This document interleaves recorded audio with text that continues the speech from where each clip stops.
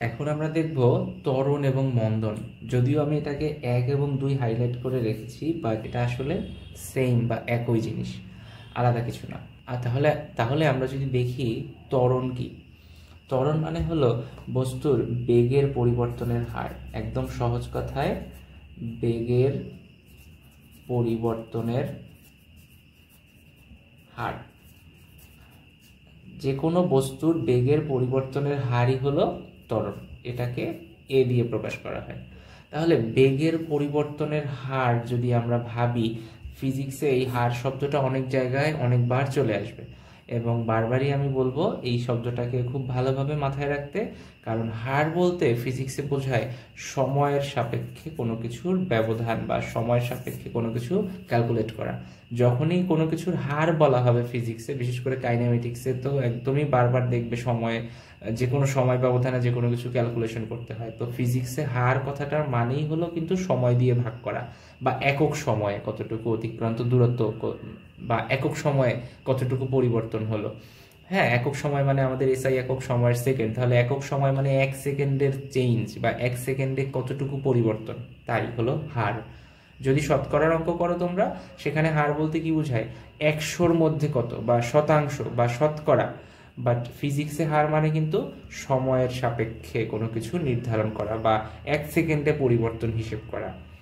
আমরা দ্রুতি বা বেগ দেখেছিলাম সময়ের সাপেক্ষে পরিবর্তনের হার কিসের? সময় সাপেক্ষে যদি আমরা স্মরণের হার নির্ণয় করতাম, সেটা হতো বেগ। সময় সাপেক্ষে স্মরণের হার মানে 1 সেকেন্ডে কতটুকু সরে গেল বা 1 সেকেন্ডে কতটুকু স্মরণ হলো। আচ্ছা, এক্ষেত্রে আমরা দেখব বেগের পরিবর্তনের হার, তার মানে কি 1 সেকেন্ডে কতটুকু বেগের পরিবর্তন হয়। ধরো তুমি ঢাকা থেকে কক্সবাজার যাচ্ছ, এবার ধরো এই তোমার বাসাতে, তোমার গ্যারাজে গাড়িটা রাখা আছে, তুমি এখান থেকে জার্নি শুরু করবে। এখন কিন্তু এটার বেগ কত? 0। তাহলে এই প্রাথমিক অবস্থায় যে বেগ, এটাকে যদি আমরা বলি আদি বেগ, এই আদি বেগ কত? 0। এটাকে ইউ দ্বারা আমরা প্রকাশ করি। এবার তুমি যখন গাড়িটা চালানো শুরু করলে, গাড়িটার কি স্পিড বলো বা ভেলোসিটি বলো, হ্যাঁ, গাড়িটার বেগ কি আস্তে আস্তে করে বৃদ্ধি পাবে, তাই না? তাহলে তুমি গাড়িটার বেগ আস্তে আস্তে করে বাড়ালে, তার মানে যখনই স্থির ছিল তখন যদি তার বেগ 0 হয়, তারপর যখন চলতে শুরু করলো তখন তার বেগ 0 নেই, তখন তো বেগ বেড়ে গেল, 0 তো আর নেই, তাই না? তার মানে কি তার একটা বেগ পাওয়া গেল বা তার বেগের বৃদ্ধি হলো। তাহলে যখন জার্নি শুরু করবে তখন যদি হয় আদি বেগ, কিছু সময় পর যখন গাড়িটা চলছে, তখন একটা যে কোনো মোমেন্টে যদি আমি চিন্তা করি যে আমার স্টার্টিং থেকে এখন গাড়িটার বেগ কতটুকু বৃদ্ধি পেল, তাহলে সেই মুহূর্তের বেগটাকে আমরা ধরতে পারি শেষ বেগ। এটাকে আমরা ভি দ্বারা প্রকাশ করি। ধরো তুমি একটা গাড়ি চালানো শুরু করলে, স্থির অবস্থান থেকে চলতে শুরু করলে আদি বেগ 0। ধরো তুমি 10 মিনিট পরে চিন্তা করলে এখন আমার বেগ কত, তাহলে শুরু যখন করলে জার্নি তখন তোমার আদি বেগ 0, 10 মিনিট পরে তোমার বেগ হবে শেষ বেগ। নিশ্চয়ই গাড়িটা যেহেতু গতিশীল, তার বেগ 0 হবে না, ধরে নিলাম তখন একটা বেগের কোনো না কোনো মান আছে। তাহলে এখন কি তোমার বেগের পরিবর্তন হলো কিনা? তুমি 10 মিনিট সময়ে তোমার গাড়িটার বেগটাকে বৃদ্ধি করেছো, স্থির অবস্থান থেকে গাড়িটাকে গতিশীল করেছো, তার মানে কি তোমার বেগের পরিবর্তন হয়েছে। এখন আমরা চাচ্ছি কি পরিবর্তনের হার, মানে প্রতি সেকেন্ডে কতটুকু পরিবর্তন হলো। তার মানে আমরা সহজভাবে যদি বলতে চাই, তাহলে ত্বরণকে কি বলতে পারবো? ত্বরণ মানে হলো বেগের পরিবর্তন। বেগের পরিবর্তন ডিভাইডেড বাই কি হবে? সময়। মানে সময়ের সাপেক্ষে বেগের পরিবর্তনই হলো ত্বরণ, বা সময় সাপেক্ষে বেগের পরিবর্তনের হারকে বলা হচ্ছে ত্বরণ। এখন বেগের পরিবর্তন, যে কোনো পরিবর্তন আমরা কিভাবে হিসেব করি বলতো? পরিবর্তন হিসেব করার জন্য আমরা কি করি? সবসময় শেষ থেকে শুরুরটাকে বিয়োগ করি। তাহলে তোমার শেষ সময়ের যে বেগ, সেটাকে যদি আমরা বলি শেষ বেগ বা ফাইনাল ভেলোসিটি, এবং এটা থেকে বিয়োগ করব কি শুরুর বেগ বা ইনিশিয়াল ভেলোসিটি, অর্থাৎ আদি বেগ। এবং এই যে আদি বেগ থেকে শেষ বেগে, ধরো তুমি স্থির অবস্থান থেকে গাড়িটা চালানো শুরু করলে, তোমার গাড়িটার ভেলোসিটি ফর এক্সাম্পল 60 কিলোমিটার/আওয়ার হলো, মানে প্রতি ঘন্টায় তুমি 60 কিলোমিটার বেগে চলছো। তাহলে এটা তোমার শেষ বেগ আর এটা তোমার আদি বেগ। তাহলে বেগের পরিবর্তন কতটুকু? শেষ বেগ মাইনাস আদি বেগ, এই যে শেষ বেগ থেকে আদি বেগের বিয়োগ, ডিভাইডেড বাই কি হবে? আমাদের সময়ের ব্যবধান, বা ডিভাইডেড বাই সময়। তাহলে এটাই হলো আমাদের ত্বরণ। এখন এটাকে যদি আমরা ম্যাথমেটিক্যালি প্রকাশ করি, গাণিতিকভাবে ত্বরণকে সাধারণত আমরা এ দ্বারা প্রকাশ করি। ত্বরণ এ, শেষ বেগ ভি মাইনাস আদি বেগ কি ইউ ডিভাইডেড বাই সময় হলো টি। তাহলে a equal v minus u divided by হবে টি। এই হলো আমাদের ত্বরণ। কিন্তু এখন আমাদের প্রশ্ন হলো, এই তো ত্বরণ বুঝতে পারলাম, বেগের পরিবর্তন মানেই ত্বরণ। এখন বেগের কি পরিবর্তন শুধু একভাবে হয়? এই যে বেগের বৃদ্ধি পাওয়া, বেগ বৃদ্ধি, শুধু কি বেগের বৃদ্ধি পাওয়াই বেগের পরিবর্তন? নিশ্চয়ই না। বেগ হ্রাস পাওয়াটাও তো বেগের পরিবর্তন, তাই না? ধরো তুমি বিচে পৌঁছে গিয়েছো, এখন কি তোমার গাড়িটা থামাতে হবে না? তাহলে তোমার গাড়িটা ধরো 60 কিলোমিটার/আওয়ার বেগে চলছে, সেখান থেকে তুমি যদি গাড়িটাকে থামাও, তখন তোমার গাড়িটার বেগ কিন্তু আস্তে আস্তে হ্রাস পাবে। ধরো গাড়িটার বেগ 0 থেকে 60 হলো, এইটাকে যদি ক্যালকুলেশন করি তাহলে তোমার ত্বরণ কত দেখো। আমরা কিলোমিটার/আওয়ার এককে তো ক্যালকুলেশন করতে পারবো না, অ্যাকচুয়ালি আমাদের তো এসআই এককে ক্যালকুলেশন করতে হবে, মিটার/সেকেন্ড এককে।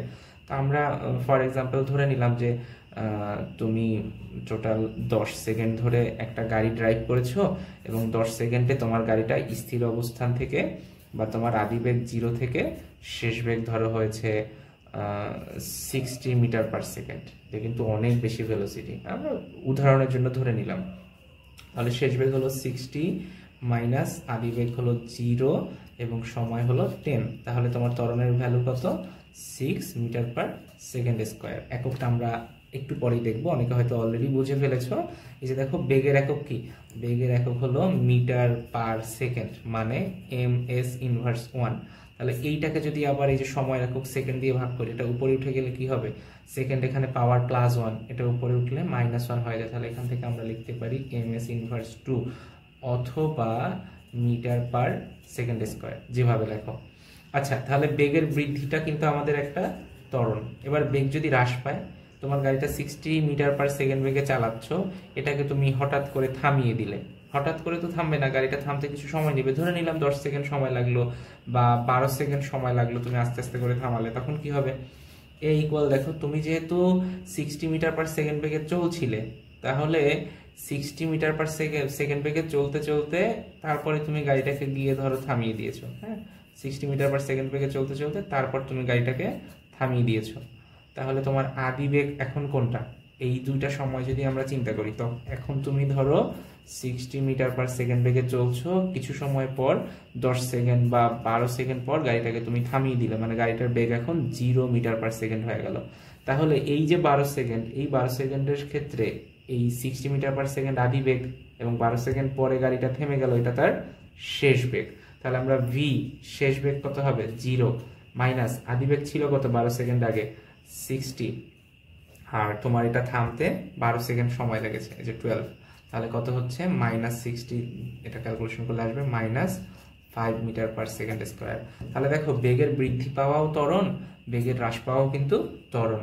কিন্তু বেগের যখন হ্রাস পায় তখন ত্বরণের ভ্যালুটা দেখো মাইনাস ফিগারে চলে আসে, বা ঋণাত্মক মান আসে। এই ঋণাত্মক যে বেগ, সরি, এই যে ঋণাত্মক যে ত্বরণ, এই ঋণাত্মক ত্বরণটাকেই আমরা বলতেছি মন্দন। তাহলে বেগের এই দুই ধরনের পরিবর্তন পেলাম, একটা বেগের বৃদ্ধি পাওয়া এবং একটা বেগের হ্রাস পাওয়া। বেগের এই পরিবর্তনটাই হলো আমাদের ত্বরণ অথবা মন্দন। কেউ কেউ চাইলে এই বেগের বৃদ্ধি যেটা, এটাকে আমরা ধনাত্মক ত্বরণও বলতে পারি। হ্যাঁ, বেগের বৃদ্ধিটাকে আমরা চাইলে বলতে পারি ধনাত্মক ত্বরণ, এবং এই বেগের হ্রাস পাওয়াটাকে মন্দন অথবা ঋণাত্মক ত্বরণও বলতে পারি, ঋণাত্মক ত্বরণ।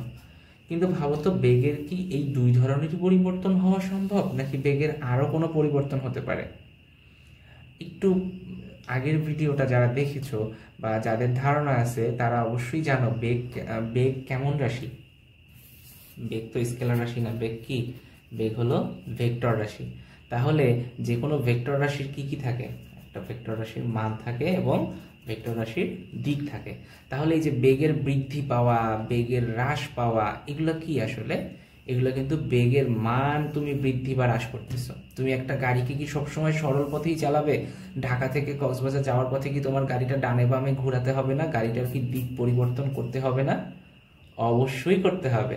এবং এই বেগ যেহেতু একটা ভেক্টর রাশি, এবং ভেক্টর রাশির মান এবং দিক দুটোই থাকে, অতএব মানের পরিবর্তনও বেগের পরিবর্তন হবে, যেমন বৃদ্ধি বা হ্রাস, একই সাথে দিকের পরিবর্তন হওয়াটা কি, দিকের পরিবর্তনটাও কিন্তু বেগেরই পরিবর্তন। কারণ আমরা বারবার বললাম ভেক্টর রাশির দুইটা জিনিস থাকে, মান এবং দিক, এবং দুইটাই খুব ইম্পর্টেন্ট। মানের পরিবর্তন হলেও বেগের পরিবর্তন, বেগের দিকের পরিবর্তন হলেও বেগের পরিবর্তন। তাহলে বেগের, এখানে তো বলেনি বেগের মান পরিবর্তন হলেই ত্বরণ হবে, এখানে কি বলা আছে আমাদের, বেগের পরিবর্তনের হারই হলো ত্বরণ। তাহলে বেগের মান পরিবর্তন হলে যেহেতু ত্বরণ হচ্ছে, বেগের দিক পরিবর্তন হলে সেটাও হবে ত্বরণ। এবার আমরা তাহলে দেখতে পারি, তুমি একটা গাড়ি নিয়ে সরল পথে চলছো, সরল পথে চলতে চলতে তুমি এদিকে চলে গেলে। ধরো তুমি এই যে সরল পথে, ধরো তুমি পূর্ব দিকে চলছো, পূর্ব দিকে তুমি 30 মিটার পার সেকেন্ড বেগে চলছো। এখান থেকে তুমি যখন টার্ন করলে তখনও তুমি তোমার ভেলোসিটি চেঞ্জ করলে না, তখনও তুমি 30 মিটার পার সেকেন্ড বেগেই চলছো। বলো তো তোমার এখন ত্বরণ হবে কি হবে না? অনেকেই কনফিউজড হয়ে যেতে পারো যে আমি তো সরল পথে চলছি পূর্ব দিকে, তারপর যাচ্ছি কোন দিকে, দক্ষিণ দিকে, কিন্তু আমার তো বেগের মান চেঞ্জ হয় নাই, বেগের পরিবর্তন হয় নাই। আসলে বেগের পরিবর্তন হয়েছে। দেখো, বেগের মান পরিবর্তন হয়নি, কিন্তু বেগের ডিরেকশন বা দিক প্রথমে ছিল কোন দিকে, প্রথমে ছিল উত্তর পূর্ব দিকে, তারপরে গেল দক্ষিণ দিকে। তাহলে দিকের পরিবর্তন হলেও কি হবে, বেগের দিকের পরিবর্তন হলেও সেটা বেগের পরিবর্তন, অর্থাৎ এক্ষেত্রেও কিন্তু মন্দন আছে। একইভাবে আমরা আরো একটা জিনিস চিন্তা করতে পারি। তুমি ধরো তোমার হাতে একটা ধরো একটা বল, হ্যাঁ, একটা বল তুমি দড়িতে বেঁধে তোমার চারপাশে ঘুরাচ্ছ, এই যে দড়ি দিয়ে বেঁধে তোমার হাতের চারপাশে তুমি ঘুরাচ্ছ। এরকম কখনো ঘুরিয়েছো কিনা? যদি তোমার চারপাশে এরকম ঘুরাও, সরি সার্কেলটা একদম বাজে হয়ে গেল। আচ্ছা, ধরো তুমি তোমার হাতে এরকম ঘুরাচ্ছ, তাহলে এই যে বলটা, এটা তুমি যদি একটা সমদ্রুতিতেও ঘুরাও, তুমি ধরো একই স্পিডে ঘুরাচ্ছ, কিন্তু একই স্পিডে ঘুরালেও কি হবে, এটা কি বারবার তার দিক পরিবর্তন করছে কিনা? যখন এই মুহূর্তে সে ঘুরছে তখন তার দেখো বেগের দিক এই দিকে, যখন বলটা ঘুরতে ঘুরতে এই পজিশনে আসবে তখন তার বেগের দিক কিন্তু এই দিকে, আবার যখন এই পজিশনে আসবে তার বেগের দিক এই দিকে, বারবার দিকের পরিবর্তন হচ্ছে। তার মানে এক্ষেত্রে বেগের মান ঠিক আছে, অথবা আমরা বলতে পারি বেগের মান, অথবা যদি বলি যে দ্রুতি, এই বেগের মান অথবা দ্রুতি সেম। ধরো তুমি এটাকে 20 মিটার পার সেকেন্ড বেগে ঘোরাচ্ছ, তাহলে বেগের মান অথবা দ্রুতি এইটা কনস্ট্যান্ট। কিন্তু বেগের দিক কিন্তু প্রতি মুহূর্তে চেঞ্জ হচ্ছে। বেগের দিক কিন্তু প্রতি মুহূর্তে, যখন এইখানে আসবে তখন বেগের দিক কিন্তু এইদিকে। একইভাবে চিন্তা করো, সূর্যের চারপাশে যখন পৃথিবী ঘোরে তখন কি হয়? ধরো এই আমাদের সূর্য, হ্যাঁ, এবার এই সূর্যিমামার চারপাশে যখন আমাদের পৃথিবী ঘুরবে, সেরকম একটা উপবৃত্তাকার পথে পরিভ্রমণ করে। তাহলে পৃথিবী যখন ঘুরছে, সে যদি একই গতিতে ঘুরে, আমরা জানি মোটামুটি সে মাঝে মধ্যে যদিও স্পিড একটু বাড়ে কমে বা ভেলোসিটি বাড়ে কমে যখন কাছাকাছি চলে আসে, তোমরা যারা ডিটেলস পড়েছো বুঝতে পারবে এটা। আবার দূরে চলে গেলে একটু ভেলোসিটি কমে যায়, বাট অ্যাভারেজ যদি চিন্তা করো, মোটামুটি আমাদের তো 365 দিনেই বছর হয়, তাই না?